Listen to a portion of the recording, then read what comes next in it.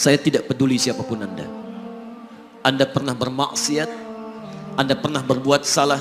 Kita manusia yang tidak luput dari dosa. Tapi saya ingin berikan tawaran dari Al-Quranul Karim. Quran surah keempat An-Nisa ayat 100, posisi paling kiri sebelah bawah. Pernah ada orang berbuat maksiat yang tak terlukiskan. Ada seorang yang pernah bunuh orang. Bunuhnya bukan 1, 2, 100 orang. Tak terlukiskan bilangannya. Kriminalitas tidak perlu diukur karena Anda akan lelah menghitungnya. Ketika Allah berkenan memberikan hidayah kepadanya, Masya Allah. Dan hidayah selalu terbuka pada siapapun sepanjang ia mau mengambilnya sebelum nyawa sampai di kerongkongannya. Tiba-tiba datang ia pada seorang alim dan berkata, saya ingin berubah.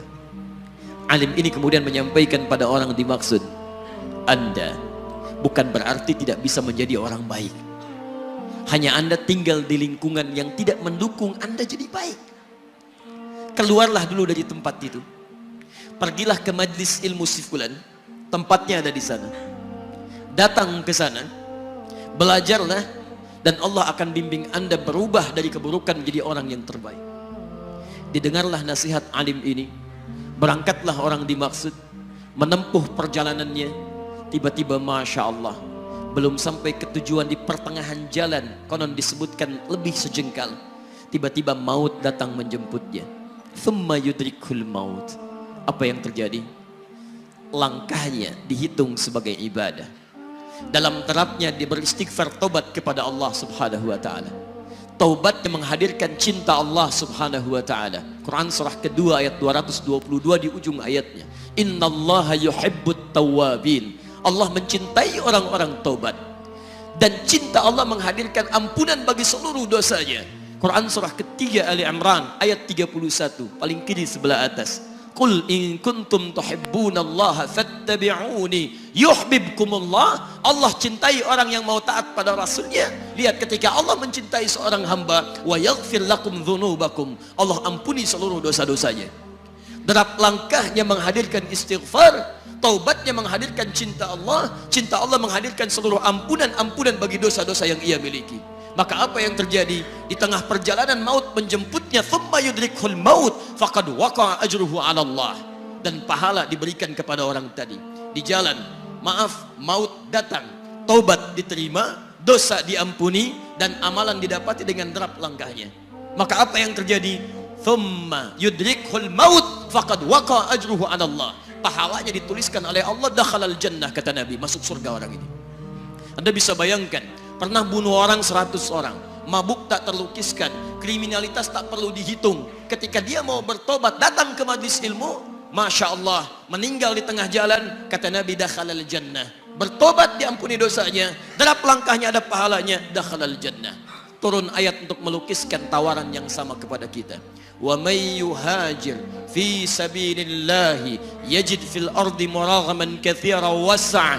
Siapapun yang mau berubah kembali pada ketentuan jalan Allah, kalau dia masih punya batas-batas kehidupan, kami akan berikan kelapangan di sisa hidupnya dan kelimpahan-limpahan kenikmatan selama dia hidup.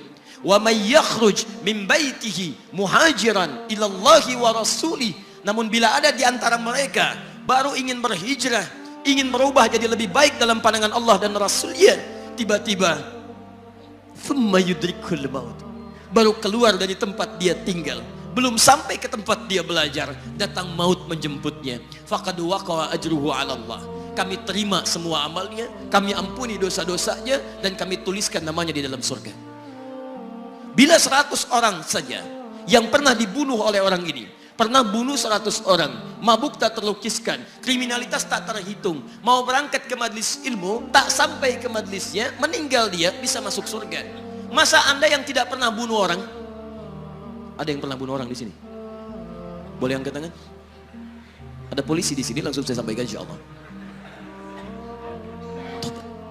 Anda gak pernah bunuh orang, Anda tidak pernah mabuk, Anda tidak pernah berbuat kriminalitas seperti orang dulu. Salah, wajar, tapi pintu tobat terbuka untuk kita semua. Masya Allah, bedanya dengan orang tadi belum sampai ke majelis ilmu. Anda sudah hadir di dalamnya, langsung di rumah Allah, diberikan tempat yang terbaik dan kita akan belajar. Kalau dengan semua ini belum mempermudah Anda ke surga, dengan cara apa lagi Allah mesti mengantarkan Anda ke surga?